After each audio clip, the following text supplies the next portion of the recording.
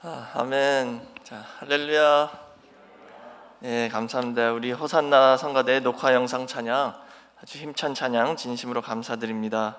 또 우리 헵시바 찬양팀에 내주께 찬양 인도해 주셔서 감사드립니다. 이제 봄이 다가오는 게 조금씩 느껴지죠. 그래서 참 너무 좋습니다. 근데 저는 지난주인가요? LA에 계신 분하고 통화하다가 너무 날씨가 좋아졌다고, 한 50도 된다고 그랬더니 그렇게 춥냐고 그러더라고요. 저희는 50도 그러면 너무 좋은데요, 그렇죠? 자, 오늘 저는 에베소서 6장 11절에서 17절 말씀을 통해서 하나님의 전신갑주를 입자라는 제목으로 잠시 은혜를 나누겠습니다. 여기 보시면 뭔가 변했죠? 저희가 이제 이 LED 화면을 붙이기 위해서 준비 작업을 했습니다. 그래서 이 앞으로 LED 화면은요, 지금 이 화면보다 훨씬 더 클 거예요. 옆으로, 가로로도 위로도. 그래서 이 위에 아치를 이렇게 떼냈습니다. 그 아치 처음에 했을 때 이 건물이 뭐 20년이 넘었잖아요. 아마 그거 처음 했을 때는 되게 멋있었을 거예요, 그렇죠? 근데 저희가 맨날 보니까 이제 익숙해진 것 같아서 이걸 또 이렇게 따니까 이것도 새롭고 좋죠. 네. 그래서 이 성도님들 기도 많이 해주시고요. 저희가 지금 이 화면 보시면 막 이렇게 여기 이렇게 검게 뭐 내려오고 그러잖아요. 그래서 이 프로젝터도 거의 20년을 쓴 겁니다. 그래서 저희가 진짜 오래 많이 잘 썼죠. 그래서 앞으로 새로운 화면이 와서 우리 성도님들이 이 말씀 받을 때 더 잘 볼 수 있도록, 이렇게 잘 될 수 있도록 기도해 주시고 협조해 주시면 감사하겠습니다. 그리고 요즘은 또 이제 코로나 백신을 많이 맞고 계시죠? 뭐 저희가 듣기로는 우리 성도님들도 많이 맞고 계시는데요. 이 그냥 백신에 대해서 제가 뭐 말하려고는 안 했는데, 인터넷을 보니까 이 백신 안에 뭐 무슨 칩이 있다, 뭐 여러 가지 이런 루머나 설들이 있더라고요. 그게 뭐 백신에 관한 것이나 어떤 뭐 과학적인 것 혹은 정치적인 문제라면 저는 절대 터치 안 하는 거 아시죠? 교회에서 정치 얘기 절대 안 합니다. 그런데 제가 이 말씀을 왜 드리냐면요, 그 칩이 뭐 666 짐승의 표다, 이런 뭐 말도 있더라고요. 그래서 잠깐 그거 말씀드리려고 합니다. 왜냐하면 이게 이제 성경의 영역까지 들어왔잖아요. 그래서 이게 짐승의 표다, 그래서 맞으면 안 된다, 뭐 이런 말이 많이 돌고 있습니다. 그래서 저는 오늘 뭐 만약에 그 칩이 있다 하더라도 그것은 666 짐승의 표가 될 수 없다는 것을 말씀드리고자 합니다. 왜냐하면요, 성경에서 말씀하시는 그 짐승의 표는 영적인 것입니다. 근데 이 칩은 아무리 작아서 눈에 안 보일지라도 영적인 것은 아니거든요. 이것은 물질입니다. 육에 속한 것이죠. 근데 성경에서 분명히 짐승의 표는 영적인 것이다 라고 말씀하셨어요. 왜냐? 그 하나님께서 짐승의 표를 대응하기 위해서 저에게 주신 게 뭐냐면 하나님의 인이란 거예요. 인. 뭐 사실 엄밀히 따지자면 하나님의 인이 먼저고, 사단이 그것을 모방해서 짐승의 표를 만든 거죠. 내세운 거죠. 근데 이 하나님의 인이나 짐승의 표나 둘 다 이마에 맞는 것입니다. 이마에. 그래서 이 짐승의 표를 싸우기 위해서 하나님의 인을 주셨는데, 그렇다면 이 두 가지가 동격이겠죠. 같은 종류겠죠. 뭐 예를 들어서 적이 제트기를 내세운다, 그럼 우리도 제트기 하나 내세우고, 대포가 있다, 우리도 대포를 내세울 거 아니에요. 그런 것처럼 하나님의 인, 짐승의 표, 같은 종류라는 거예요. 육적인 것은 육으로 싸우고 영적인 것은 영으로 싸우는 것이죠. 근데 저희가 하나님의 인에 대해서 배웠잖아요. 하나님의 인은 하나님의 말씀으로 이마에 치는 거니까 우리의 사상과 생각을 완전 무장하는 것이다 라고 배웠습니다. 그러니까 영적인 것이죠. 그러니까는 짐승의 표도 역시 이런 영적인 것일 수밖에 없다라는 것을 말씀드리는 것입니다. 이것이 만약에 육적인 것이었다면 하나님께서도 저희에게 육적인 무기를 주셨겠죠. 그렇지만 이 싸움은 영적 싸움이기 때문에 영적인 무기로 저희를 무장시키신다는 것을 말씀하고 있습니다. 그래서 오늘 본문을 보시면 사도 바울이 저에게 하나님의 전신 갑주를 입으라라고 말씀하셨죠. 그래서 오늘 말씀의 제목도 하나님의 전신 갑주를 입자입니다. 그럼 이 갑주를 저희가 왜 입어야 합니까? 첫 번째로 하나님의 전신 갑주를 입어야 하는 이유, 오늘 본문인 에베소서 6장 11절 말씀 보시면 마귀의 괴계를 대적하기 위함이다 라고 분명히 나와 있죠. 마귀의 괴계를 대적하기 위해서 하나님의 전신 갑주를 입으라 라고 말씀하셨어요. 여기 괴계라는 단어는 그 원어를 볼 때 교활함, 간사함 이런 뜻을 갖고 있습니다. 그리고 그렇게 말씀하시면서 그 바로 다음 구절인 에베소서 6장 12절에 하나님께서는 우리의 싸움은, 우리의 씨름은 혈과 육에 대한 것이 아니요 라고 분명히 말씀하셨죠. 육에 대한 싸움이 아니다. 이것은 분명히 영적 싸움이다 라는 것을 거듭 강조하고 계십니다. 그렇기 때문에 저희도 이제는 영적 갑옷을 입어야 된다는 거예요. 근데 이것을 깨닫지 못하고 진짜 나가서 갑옷을 사가지고 전신 갑주를 입고 다닌다면 그 말씀을 전혀 모르는 것이죠. 그래서 사도 바울이 하신 말씀이 이 갑옷, 이 전신 갑주가 뭡니까? 진리의 허리띠, 또 의의 흉배, 복음의 신발이죠. 그다음에 믿음의 방패, 그리고 구원의 투구, 그리고 마지막으로 성령의 검이다. 이 보세요. 다 진리, 의, 복음, 믿음, 구원, 그리고 성령, 다 영적인 것이죠. 모두가 다 영적인 것입니다. 그러니까 저희는 이제 영적 싸움을 위해서 준비해야 된다는 거예요.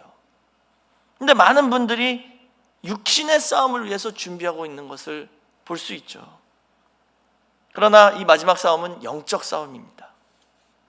그렇다면 저희는 이 영적 갑옷을 어떻게 입을 수 있을까요? 큰 두 번째로는 인간의 갑옷을 벗어야 합니다. 인간의 갑옷을 벗어야지 하나님의 그 영적 전신 갑주를 입을 수 있다는 거예요. 이 사단의 이 괴계, 속임수예요. 속임수. 그 중 하나가 뭐냐면요, 저희의 시선을 다른 데로 돌리는 겁니다. 그 마술 아시죠? 마술. 동전 가지고 마술하고 카드 가지고 마술하는 거 이거 아시잖아요. 그게 뭐예요?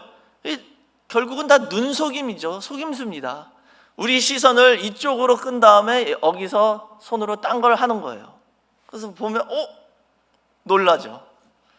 근데 사단의 괴계도 마찬가지라는 겁니다.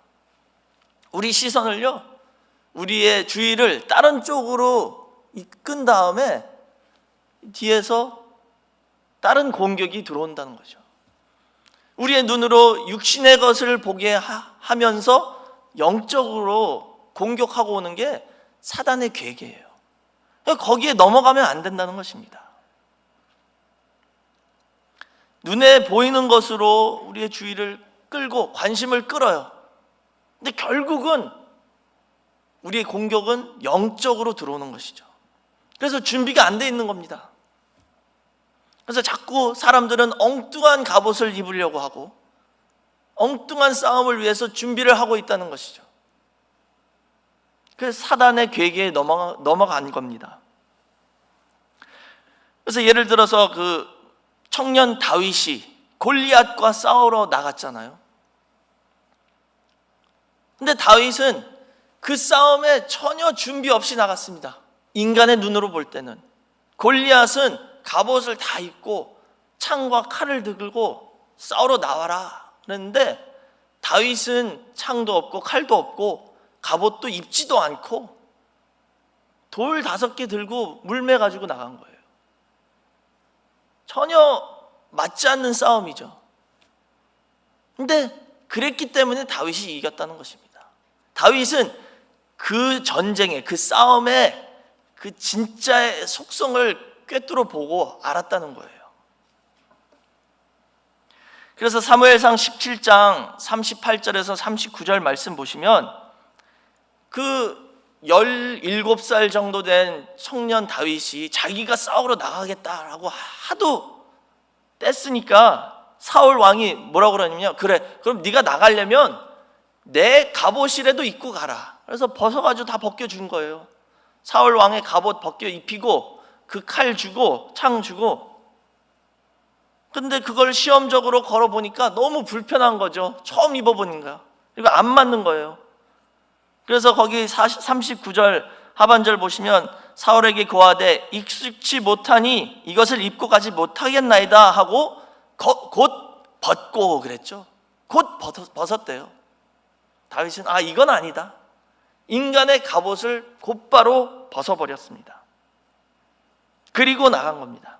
근데 그때 나갈 때 다윗의 손에 갖고 있었던 것은 그 막대기 하나, 돌 5개, 그리고 물매, 그리고 가장 중요한 것은 하나님의 이름을 앞세우고 나갔다는 것이죠. 그래서 사무엘상 17장 45절에 다윗이 블레셋 사람에게 이르되 너는 칼과 창과 단창으로 내게 오거니와 나는 만군의 여호와의 이름 곧 네가 모욕하는 이스라엘 군대의 하나님의 이름으로 내게 가노라 라고 말씀하셨죠. 보세요. 분명히 너는 칼과 창을 들고 오지만 나는 하나님의 이름으로 나간다. 같은 싸움이 아니에요 지금.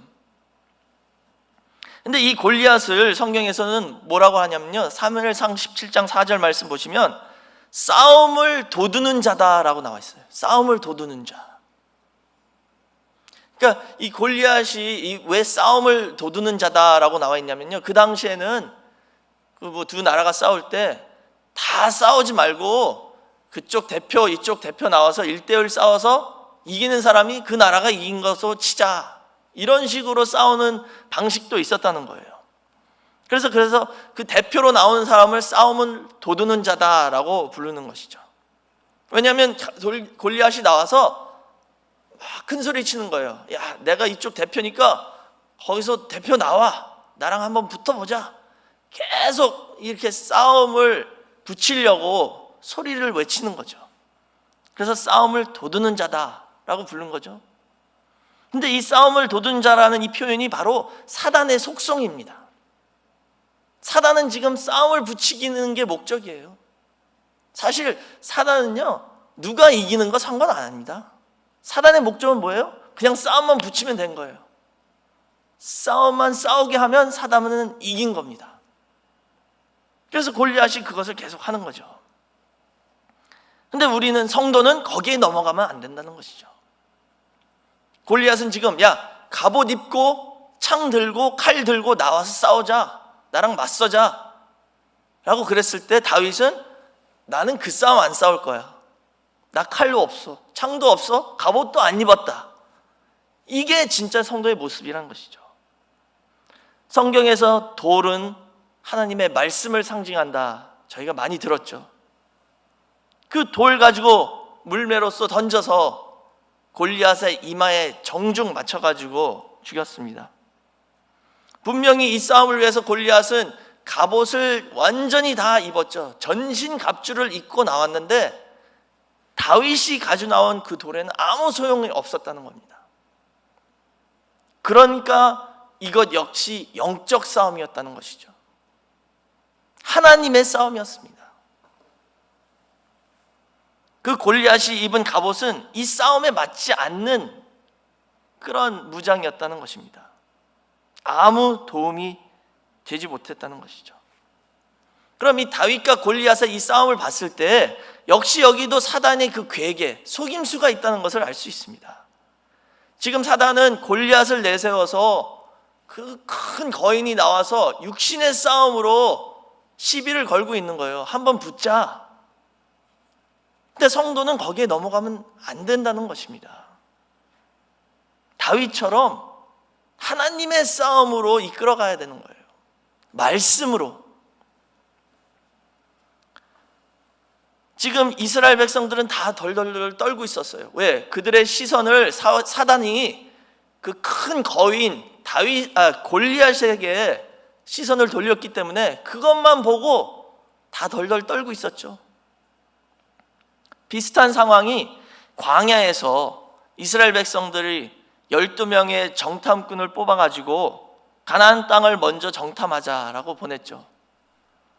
그래서 그들이 가서 정탐하고 돌아온 결과 10명은 악한 나쁜 보고를 했어요. 근데 그 10명이 왜 나쁜 보고를 했냐? 그 가나안 땅에 거인이 있다라는 거예요. 그 거인 보고 속된 말로 쫄았습니다. 역시 사단이 그 시선을 그 거인들에게 돌려서 그 속임수에 넘어가게 한 것이죠. 그래서 불평하고 원망을 하고 다시 애굽으로 돌아가자 라고 하나님 앞에 원망을 했다는 것입니다. 그래서 오늘 저희는요, 이 말씀을 통해서 깨달아야 되는 것이, 누군가가, 어떤 사람이 나에게 싸움으로 다가온다, 시비를 건다, 아, 이게 사단의 속임수구나, 사단의 괴계구나 라는 것을 깨달아야 되는 거예요. 그랬을 때 그 골리앗하고 똑같은 갑옷 입고 칼 가지고 나가면요 100% 집니다. 그 싸움에 우리가 휘말리면 안 된다는 거예요. 다윗같이 하나님의 말씀을 가지고 영적인 싸움을 싸워야 된다는 것이죠. 그래서 사무엘상 17장 5절 말씀 보시면 그 골리앗이 갑옷을 입었다라고 나와 있죠. 거기 갑옷이라는 단어가 히브리어로 시르온 카스케세트라고 두 단어입니다. 시르온 카스케세트. 근데 그 뜻은 뭐냐면 비늘 같은 갑옷이란 뜻이에요. 비늘. 그러니까 물고기 비늘 같은 그런 갑옷이란 뜻입니다. 그래서 그 옛날 역사를 보면요, 실제로 그 고대인들은 그 물고기 비늘을 보고 거기서 영감을 얻어서 갑옷을, 철 갑옷을 그 비늘같이 만들었다는 거예요. 이렇게 겹겹으로 있게. 그래서 물고기 비늘 같은 갑옷이다 그랬죠. 그런데 레위기 11장 9절에서 12절 말씀 보시면, 그 레위기 11장은 유대인들의 그 음식에 대한 법이잖아요. 뭘 먹으면 되고 뭘 먹으면 안 된다. 무엇이 정한 것이고 무엇이 부정한 것이다. 그래서 유대인들은 아직까지도 그 법을 지켜요. 그것을 코셔라고 그러잖아요. 코셔. 코셔가 뭐냐면 하나님께서 정결한 것이다 라고 정하신 것이 코셔입니다. 근데 거기 그 물고기에 대해서는 이렇게 나와 있죠. 레위기 11장 9절에는 물에 있는 모든 것 중 너희의 먹을 만한 것은 이것이니 무릇 강과 바다와 다른 물에 있는 것 중에 지느러미와 비늘 있는 것은 너희가 먹되 그랬어요. 지느러미하고 비늘이 있으면 먹어도 된다. 근데 지느러미나 비늘이 없으면 먹으면 안 된다는 것이죠. 그래서 레위기 11장 12절에 수중 생물의 지느러미와 비늘 없는 것은 너희에게 가증하니라 그랬어요. 부정한 짐승이다. 그건 절대 먹지 말아라. 자, 그럼 성도 여러분, 하나님께서 지금 저와 여러분에게 뭐 먹고 뭐 먹으면 안 돼, 이런 걸 지금 말씀하시는 건가요? 예를 들어서 장어가 비늘이 없대요. 그 맛있는 장어를 못 먹게 되는 거예요. 그럼 지금 하나님이 장어 먹지 마, 우리한테 지금 그렇게 말씀하시는 건가요? 그건 아니죠. 그렇게 알면은 이 말씀을 깨닫지 못하는 겁니다. 지금 성경은 저에게 영의 양식에 대해서 말씀하고 있는 거예요. 그리고 레위기 11장의 결론은 뭐냐? 하나님께서 하신 말씀이 내가 거룩하니 너도 거룩하라 라고 말씀하셨죠. 그 뜻은 뭐냐면 지금 거룩이 무엇인지, 하나님의 속성인 거룩이 무엇인지, 우리가 어떻게 하면 거룩한 삶을 살 수 있는지, 이것을 가르쳐 주시는 거예요. 여기 물고기 비늘이 있는 것은 먹어도 된다 그랬죠. 근데 그 비늘이 아까 갑옷이란 뜻이잖아요. 이 두 단어가 같은 단어를 사용하시는 걸 볼 때 여기에 어떤 직접적인 연관이 있다는 것을 알 수 있습니다. 이 물고기 비늘의 역할은 뭐냐면요, 제가 인터넷을 찾아보니까 이렇게 나와 있어요. 물고기 비늘은 몸속의 물이 밖으로 새 나가지 못하게 하고, 또 밖의 물이 몸속으로 들어오지 못하도록 하는 갑옷의 역할을 하기도 한다라고 또 나와 있더라고요. 이 성경이 아니라 이 인터넷에 어떤 과학 사이트 가보니까 갑옷 같은 역할을 한대요. 물고기의 비늘이. 어떻게? 밖에 물이 들어오지 못하게, 안에 물이 새 나가지 못하도록. 그게 그 물고기 비늘의 역할이라는 것이죠. 그러니까 오늘 비늘 있는 것만 먹으라라는 것은 뭐냐면, 이 정결하다고 하나님께서 인정하신 물고기를 보고 우리가 깨달은 것을 말씀하고 있습니다. 우리의 영적 양식을 삼으라, 이 말씀을 우리가 먹으라는 거예요. 그럼 여기서 우리가 깨달아야 될 것이 뭐냐? 요한계시록 17장 15절 말씀 보시면 이 타락한 세상을 바닷물로 비유하셨습니다. 저희가 살고 있는 이 타락한 세상이 뭐래요? 이 짠 바닷물. 지금 저희가 그 짠물 속에 물고기 같이 살고 있다는 거예요. 그래서 이 타락한 죄악된 이 짠물 같은 세상에서 살면서 비늘의 갑옷을 입으라라고 명하신 것은 그 짠물에 물들지 말고 살아가라라는 것을 명령하시는 겁니다. 비록 저희가 지금 그 물 속에 살고 있지만 비늘 있는 물고기처럼 영적 갑옷을 입어서 그 짠물에 물들지 말아라, 그 죄악된 물에 물들지 말아라, 그 타락한 물에 물들지 말고 거룩한 성도로서 살아가라라고 말씀하시는 것입니다. 그래서 로마서 12장 2절에 너희는 이 세대를 본받지 말고 오직 마음을 새롭게 함으로 변화를 받아 하나님의 선하시고 기뻐하시고 온전하신 뜻이 무엇인지 분별하도록 하라라고 말씀하셨습니다. 분명히 나와 있죠. 이 세대를, 이 짠물 같은 세상을 본받지 말라, 거기에 물들지 말라라는 뜻입니다. 그러기 위해서는 이 비늘 같은 영적 갑옷을 입어야 된다는 거예요. 또 에베소서 2장 2절 말씀 보시면 그때 그랬죠. 그때는 뭐냐면요, 그 바로 전에 2장 1절 보시면 예수님 믿기 전에 죄 가운데 죽어 있을 때, 그때에 너희가 그 가운데서 행하여 이 세상 풍속을 쫓고 공중의 권세 잡은 자를 따랐으니 곧 지금 불순종의 아들들 가운데서 역사하는 영이라 그랬죠. 저희가 예수 믿기 전에 죄 가운데, 그 죽음 가운데 살고 있었을 때는 어떻게 했대요? 그 가운데서 행하여 이 세상 풍속을 쫓았다 그랬잖아요. 풍속.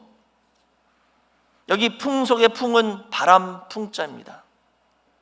그러니까 기류를 의미하는 거죠. 기류. 근데 그 영어 성경을 보시면요, 기류보다는 흐름이라는 의미가 더 있습니다. 흐름.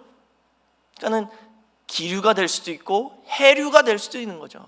물도 흐름이 있잖아요. 그러니까 해류나 기류나 어떤 흐름이 있든지 세상의 흐름을 따라 살지 말라라는 뜻입니다. 과거에는, 예수 믿기 전에는 그렇게 살았지만 이제는 그렇게 살면 안 된다.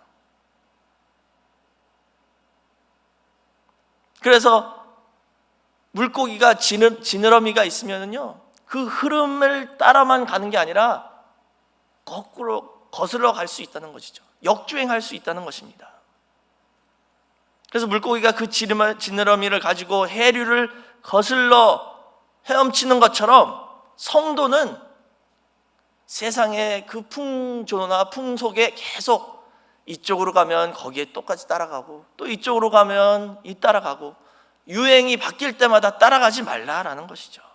오직 하나님 말씀의 그 흐름을 따라서 사는 게 성도의 본분이다라는 것을 보여주고 있습니다. 그래서 저희는 지금 이 사순절 기간에 고난의 자취를 따라가는 연습을 하고 있지 않습니까?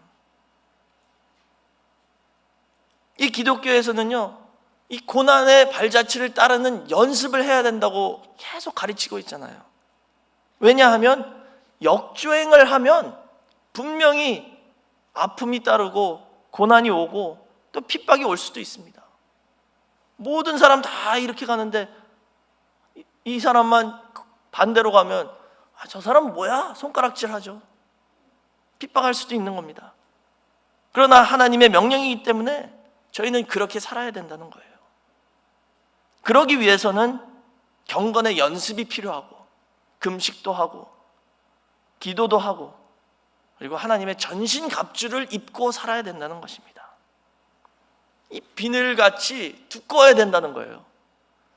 그래야지 뭐라고 손가락질해도 끄떡없이 저희는 그 믿음을 지키고 나갈 수 있다는 것입니다.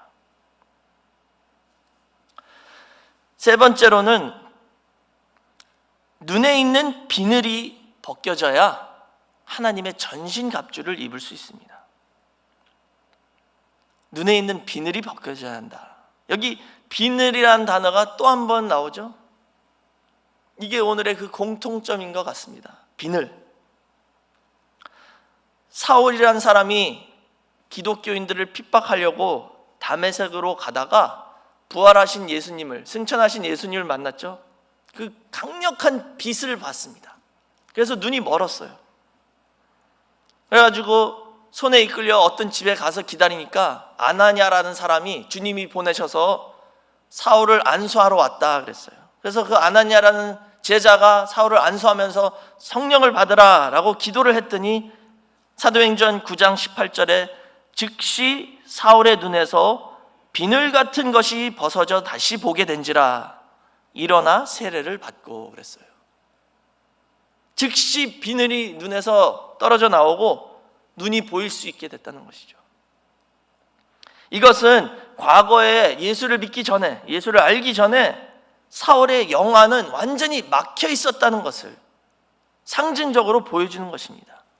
근데 예수 그리스도를 만난 후에 그 비늘 같은 것이, 그 영적 눈을 막고 있던 것이 제거됨을 이 상징적으로 보여주는 것이죠.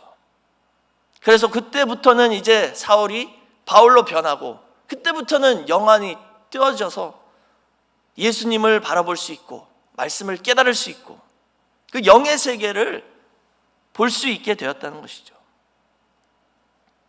고린도후서 4장 4절 말씀 보시면 그 중에 이 세상 신이 믿지 아니하는 자들의 마음을 혼미케 하여 그리스도의 영광의 복음의 광채가 비치지 못하게 함이니 그리스도는 하나님의 형상이다 그랬죠. 여기 이 세상 신이 그랬죠. 이 세상 신, 이게 사단입니다. 지금 세상을 다스리고 있는 그 영이 사단이에요. 근데 그 세상 신이 어떻게 한대요? 안 믿는 사람들의 마음을 혼미케 했다 그랬죠. 이 혼미케 하다가 원어는 눈멀게 했다라는 뜻입니다. 그러니까 예수님을 믿지 못하면요, 그 영의 눈을 완전히 눈멀게 하는 거예요, 사단이. 그래서 볼 수도 없고 깨달을 수도 없게, 알 수도 없게 만든다는 것입니다.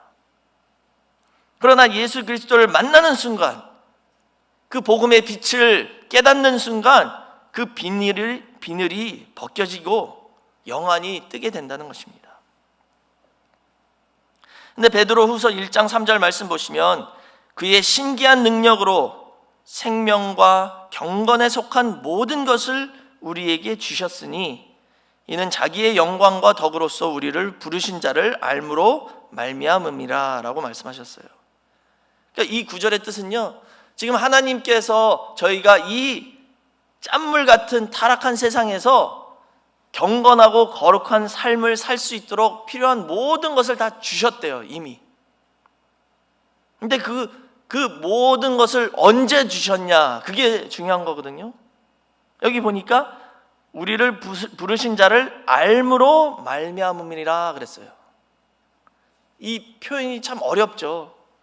그래서 그 현대인의 성경 같은 구절을 현대인의 성경을 보니까요, 그리스도께서는 신적인 능력으로 생명과 경건에 관한 모든 것을 우리에게 주셨습니다. 그러면서 이것은 자신의 영광과 선으로서 우리를 부르신 분을 우리가 알게 될 때 얻어지는 것입니다 라고 나와 있어요. 우리 부르신 분을 깨닫고 그분을 알게 될 때 그 모든 것을 얻게 된대요. 다시 말하자면 예수 그리스도를 깨닫는 그 순간 하나님이 이 땅에서 경건하게 살아야 할 필요한 모든 것을 다 우리에게 주셨다는 거예요. 나사렛 예수라는 사람이 있는데 그 사람이 메시아래. 들었을 거 아니에요, 제자들이? 근데 가서 만나보고 그 말씀을 듣고 체험을 하고 기사 이적을 베푸는 것을 보고 그 다음에 진짜 깨달아서 믿게 되는 거예요. 이분이 진짜 하나님 아들이구나. 이분이 진짜 하나님이구나. 그 깨닫는 순간 그 모든 능력을 하나님께서 주셨다는 거예요. 그 사람에게.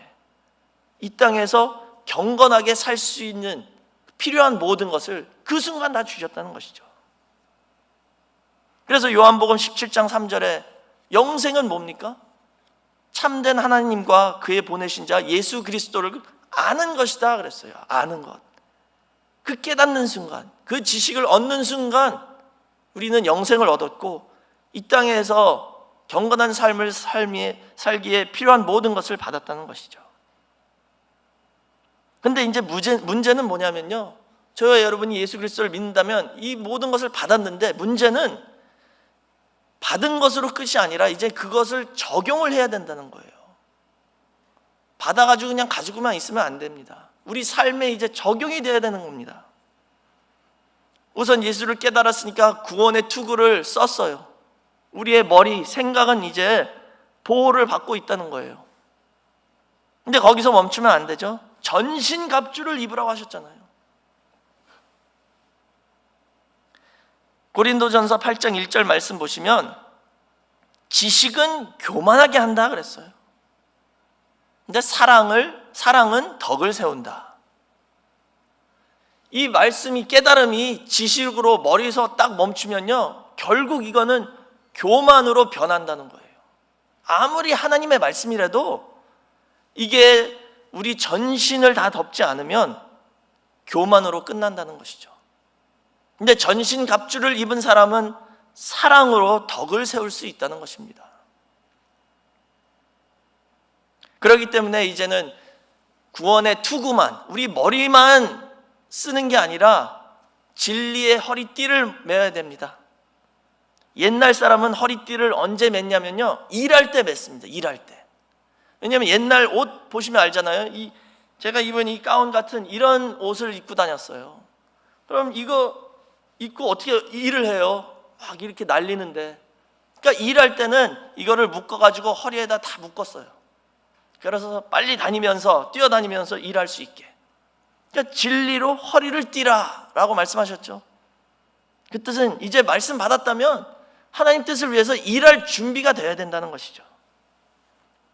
근데 머리에 투구는 썼는데 진리에 띠는 안 맨 사람들이 교회에 많이 있습니다. 머리로서 말씀만 계속 받는데 일하고 싶지는 않다는 것이죠. 그래서 원로 목사님께서 저희 훈련시키실 때, 우리 교회 설립하신 목사님께서요, 목사님들 청소시키셨잖아요. 화장실 청소 목사님들이 하라고.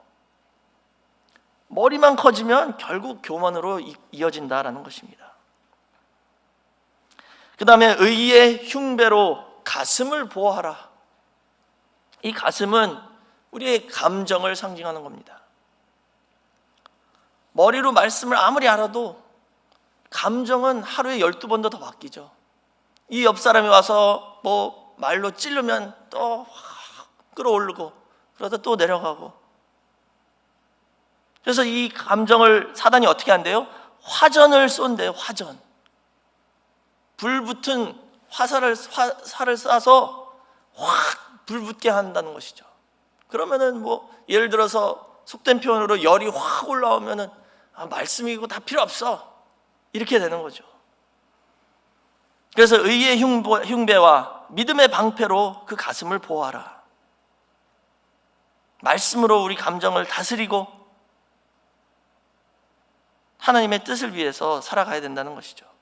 그 다음에 복음의 신을 신어서 전도하러 나가라는 것입니다. 이 발을 가지고 복음을 들고 나가라는 것이죠. 그리고 마지막으로 우리에게 주신 유일한 무기인 성령의 검을 들고 나가자라고 말씀하고 있습니다. 머리부터 발끝까지 전신갑주입니다. 이것을 입어야지만이 우리가 사단의 괴계에 대적해서 이기고 설 수 있다라고 말씀하셨습니다. 사랑하는 성도 여러분, 지금 저희는 영적 전쟁 가운데 있습니다. 그것을 꼭 기억하시기 바랍니다. 사단의 괴계는 뭐예요? 전쟁이 아니고 평화야, 안전해. 그게 살전 5장 1절에서 3절에 나와 있죠. 저희가 평안하다, 안전하다 할 그때에 멸망이 호련히 온다라고 말씀하셨어요. 또 베드로전서 5장 8절에는 근신하라 깨어라 너희 대적 마귀가 우는 사자같이 두루다니며 삼킬 자를 찾나니 라고 말씀하고 있습니다. 사단은 항상 틈을 노리고 있다는 것입니다. 그렇기 때문에 저희도 항상 기도로 깨어있고 완전 무장되어서 그 사단의 괴계에 대적하고 맞서서 능히 이길 수 있는 저와 여러분 모두가 되시길 주의 이름으로 축원하겠습니다. 말씀을 지식으로 받은 우리 늘푸른교회 성도님들은 이제 더욱더 기도해야 돼요. 기도가 따르지 않으면 이 말씀이 우리를 교만하게 만듭니다. 기도가 있어야지만이 이 말씀이 우리의 전신갑주가 된다는 것을 믿으시고 이번 사순절 기간에 더욱 열심히 기도함으로 말미암아 완전 무장되어서 반드시 승리하는 저와 여러분 모두가 되시길 주의 이름으로 축원하겠습니다.